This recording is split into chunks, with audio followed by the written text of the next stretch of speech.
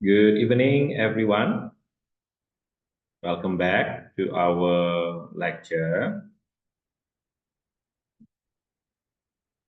In this very happy occasion, allow me to introduce you about our today's topic in English semantics. Today, we will discuss the topic about formalizing and simulating conceptual representations. Let's begin by discussing about conceptual semantics. Jack and Dobbs' conceptual semantic framework is an important approach to meaning. Conceptual semantics shares a key commitment with the cognitivist approaches we looked at in the last chapter.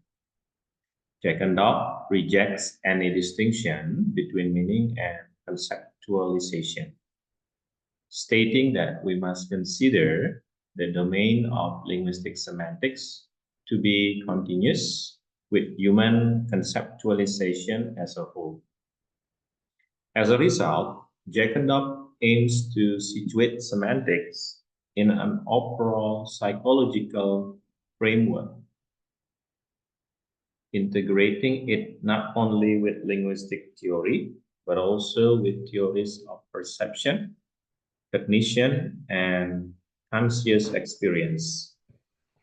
Conceptual semantics differs from cognitivist approaches, however, in two important ways. Okay, what should be underlined in this first description or first explanation that Jacob conceptual semantic framework is really important in approaching to meaning. Like Jacob said that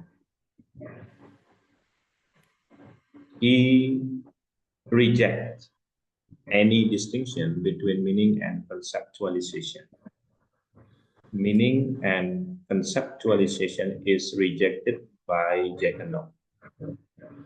He states that we must consider the domain of linguistic semantics to be continuous with human conceptualization as a whole.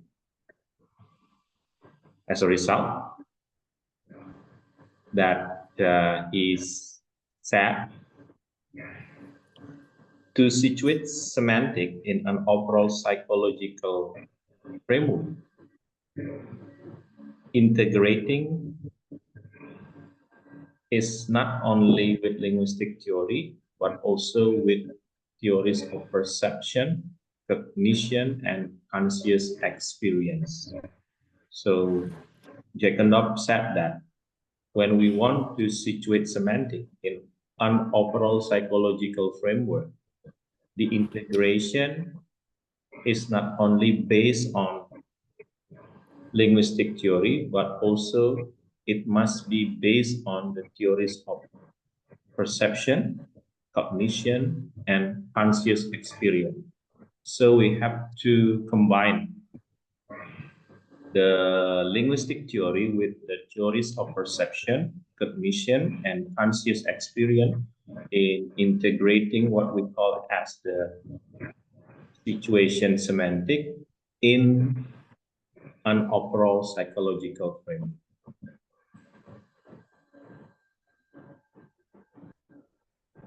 It is committed to a strict distinction between syntax and semantics.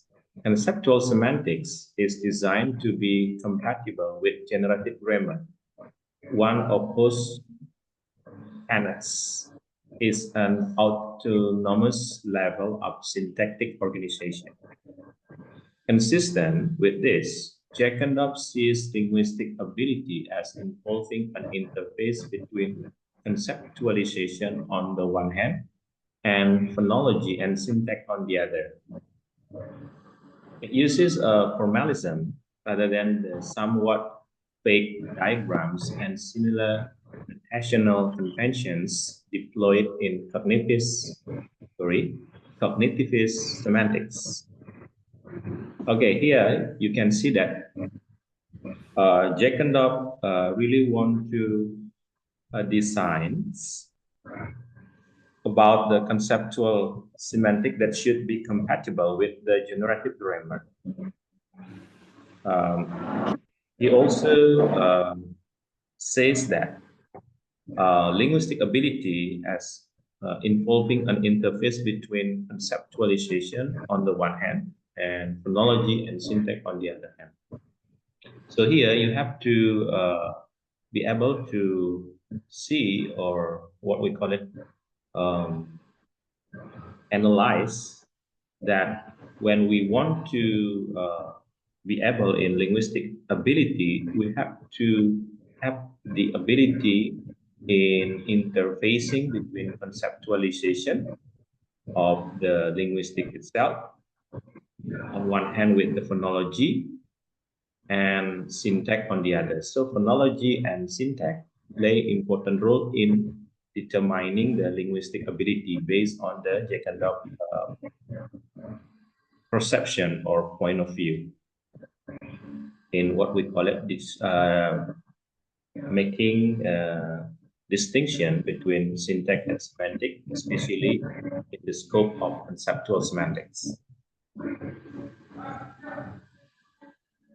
Okay, the next or subtopic of our discussion is about concepts and decompositions. Like many semantic theories, Jack and Dog claims that decompositional method is necessary to explore conceptualization, just as one of the ways physical scientist tries to understand matter is by breaking it down into progressively smaller parts. So a scientific study of conceptualization proceeds by breaking down or decomposing meanings into smaller parts. So what you can get from this discussion about concept and decomposition, that many semantic theories that Jack and Dog has ever studied, that he finally claimed that decompositional method is necessary to explore conceptualization. Why? Because it is what we call it as the progressive method to break down what we call as the element of linguistic or semantic, especially into smaller parts, so that we can do the activities like decomposing the meanings into smaller parts, so that the what we call it the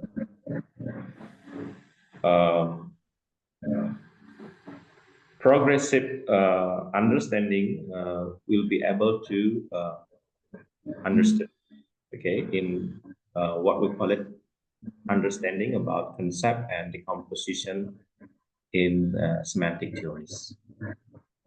So Jack and Dog, once again, I'd like to emphasize that in determining concept and decomposition, Jack and Dog proposed a decompositional method that is very useful to explore the conceptualization itself. And the technique itself is to make the element of semantic into the smaller parts, so that we will be able to decompose the meaning to what we call it the precision point, or the smallest point. Okay, next. The example of conceptual semantics, like I said before, you can see the what we call it the example now about the conceptual semantics.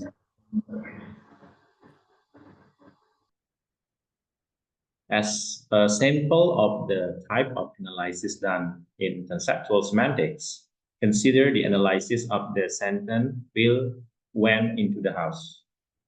Okay, in the italic sentence, Bill went into the house. This has the syntactic structure shown in 1 and the underlying conceptual structure given in 2. Okay, we have what we call it as the syntactic structure once again in 1 and the underlying conceptual structure given in 2. So you have to remember which one is the syntactic structure and which one is the conceptual structure in the theory of conceptual semantics. Okay, please have a look for the syntactic structure first. Okay, as you can see, Bill went into the house. Bill copies the position in syntactic structure as subject, especially non-phrase. S represents subject and P represent non-phrase. Meanwhile, when as verb, predicate or third phrase, okay, in the position of syntactic structure. And then into, okay, preposition or in detail, it is set as the prepositional phrase and the house itself as the noun phrase. So when you want to analyze the sentence, Bill went into the house in the form or in the pattern of syntactic structure, you have to break it down into the element of what we call it, like I said before, the element of grammar, like noun, like verb, preposition, and noun phrase. Okay, and then the second one, we will analyze. We will analyze the underlying conceptual structure into. Okay, the underlying conceptual structure of the sentence Bill went into the house. You can see go, build to house. Go, build to house. Okay. There is an event, go. There is thing, build. To as path. And house as place in thing. Okay. So from the sentence Bill went into the house, we will have the underlying conceptual structure given in 2. Go, build to house. Go, build to house. Bill went into the house. In underlying conceptual structure will become go, build to house. And the element of the underlying conceptual structure will be go is the event or represent event. Will represent thing. Okay, maybe it is usually understood as subject or pronoun, but in underlying conceptual structure, it is called as the thing. And then 2 represents path. And house itself represents thing, or in this case, place in. Place in, because 2 place in house. Okay, by understanding these elements, you can break it down into what we call it the underlying conceptual structure. Event, thing, path, place, in, and thing. Okay, like this one. The first one shows the syntactic structure in conceptual semantic.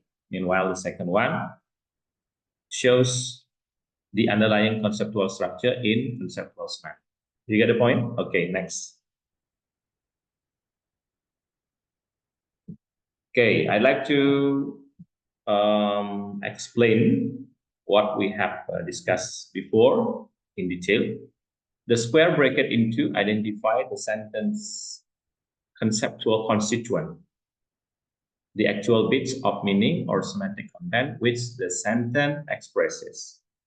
Each of these constituents can be assigned to a major ontological category, such as thing, event, state, action, place path property and amount coded in subscript capital. So beside what I have mentioned earlier in what we call it, the element of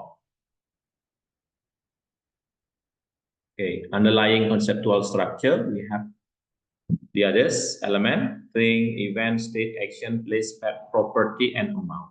Property and amount coded in subscript capitals. Jackendorf describes these ontological categories as conceptual parts of speech, just as parts of speech like noun, verb, and adjective constitute a constrained set of categories to which words can be assigned on the basis of distributional criteria. So the ontological categories constitute the major groupings to which our concept can be assigned on the basis of what they mean. Each major syntactic category in one corresponds to a conceptual constituent. The noun phrase, will, and the house correspond to things lots in the conceptual structure. The verb correspond to the event slot. The prepositional phrase into the house correspond to the path slot. So you have to correspond between one element in different category to another element in another one. Okay, that's the pattern that you should understand about the previous one, the conceptual semantic. So once again, please remember in conceptual semantic, you have to understand about the syntactic structure and the underlying conceptual structure. Okay, I think that's all about my explanation. And now is the session of making the answer of the questions given. So here we have 4 questions that should be answered by all of the students within this lecture. And the answer should be related with the topic being discussed today. So time is yours. You have for about 10 minutes in finishing all of the questions given. Okay, time is yours.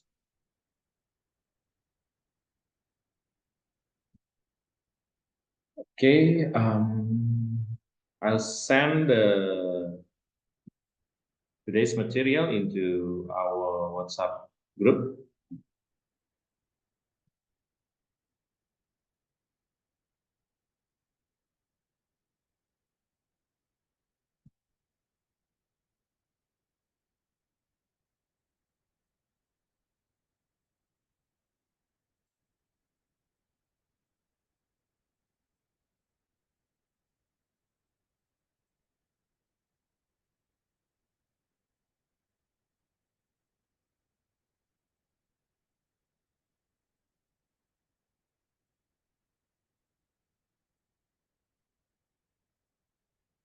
Well, now is your turn to think about the answer of each question given. Okay, good luck.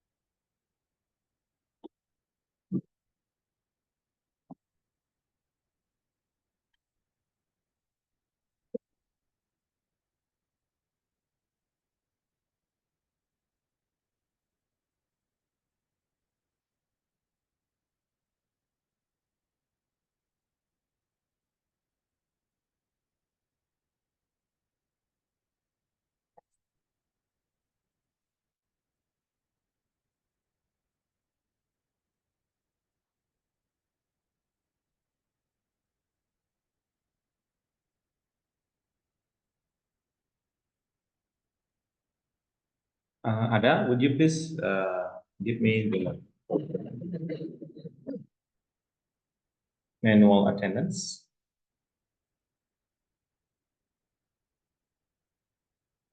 Okay, thank you.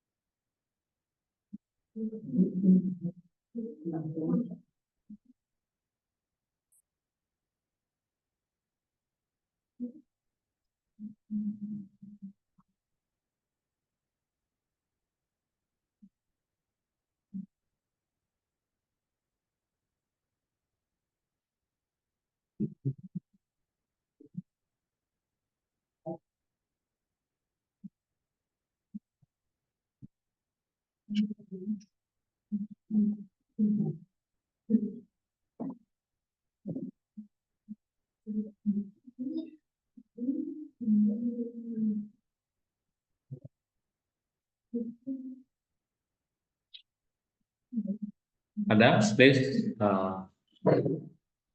give your signature here. And please give it back into the folder.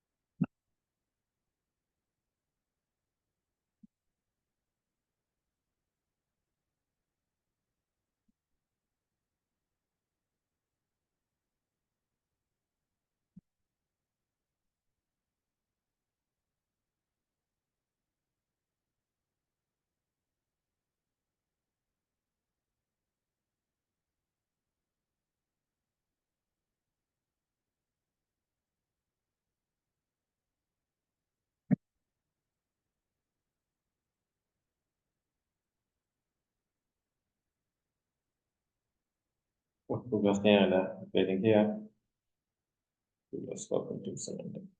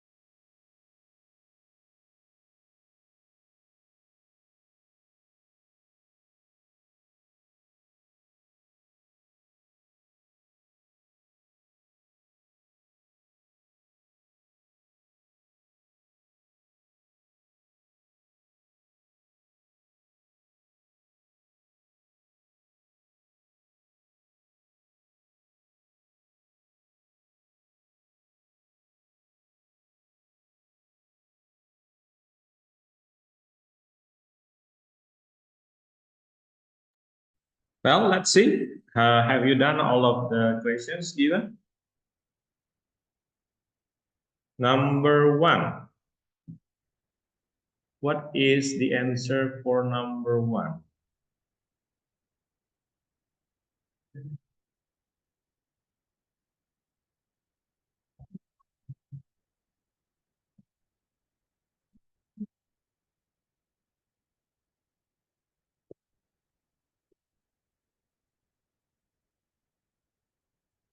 Okay, what is the answer for number one? Who would like to make the answer?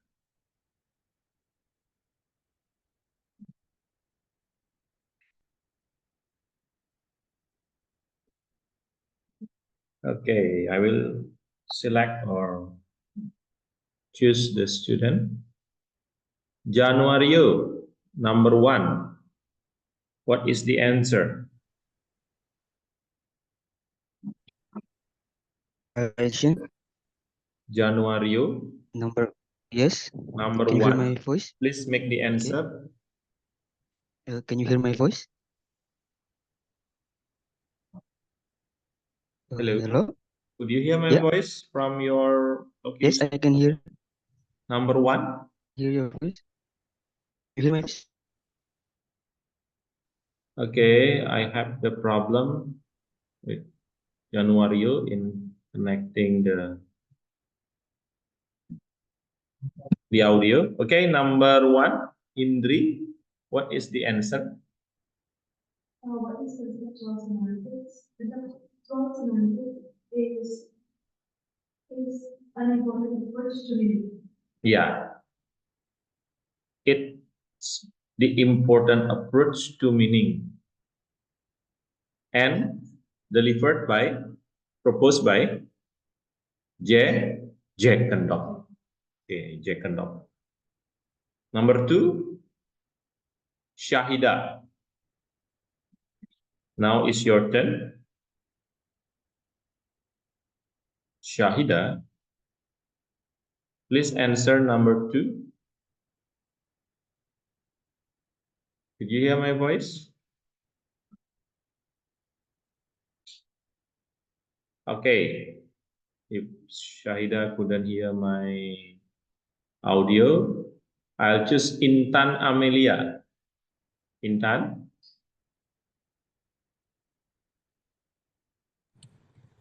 Hello, okay, please student. answer number two.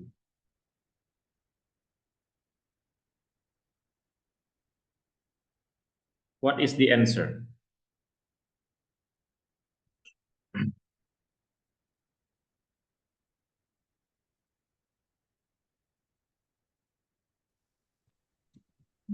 Hello. Yes, what is the answer for number two?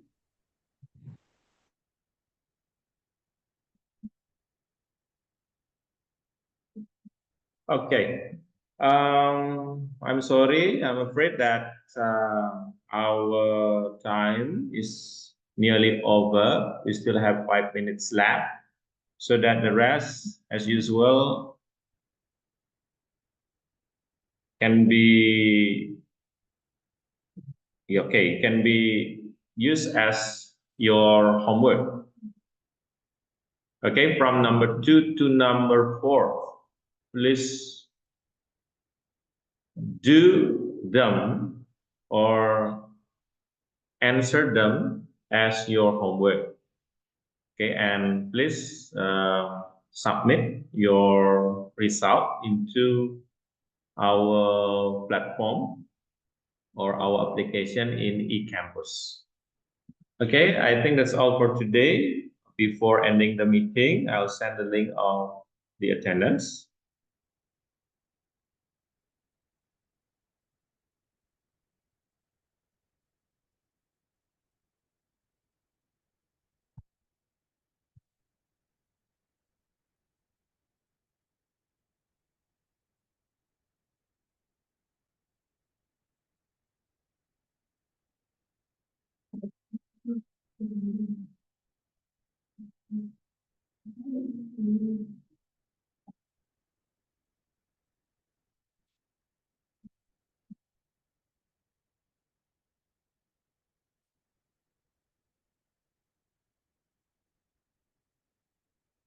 Hold a minute.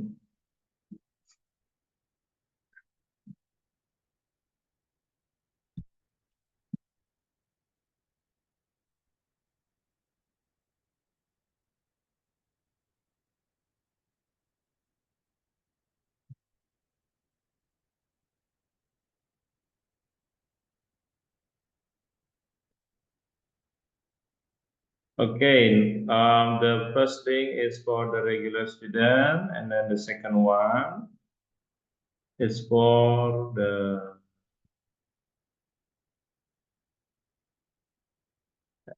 executive one.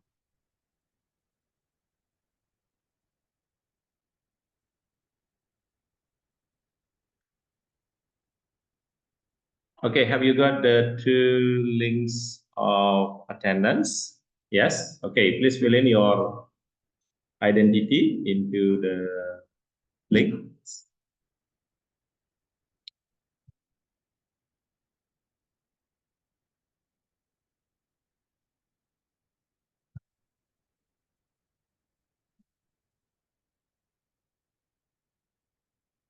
Okay, once again, please do the rest or answer the rest as your homework, and it should be submitted into our eCampus platform at least next week before our lecture started at 7 p.m. Bali local time. Well, I think that's all for today. I hope what I've described or what I've presented today about conceptual semantic especially will give you new perspective in knowing or understanding about the conceptual semantic and also cognitivist approaches delivered by Jack and Dobb. So I think in other occasion or in the near or in the next occasion, you will be able in understanding what we have described today, and I hope you can apply the theory into the scientific research someday. Thank you very much for today. See you next week and goodbye. Thank you, Pak.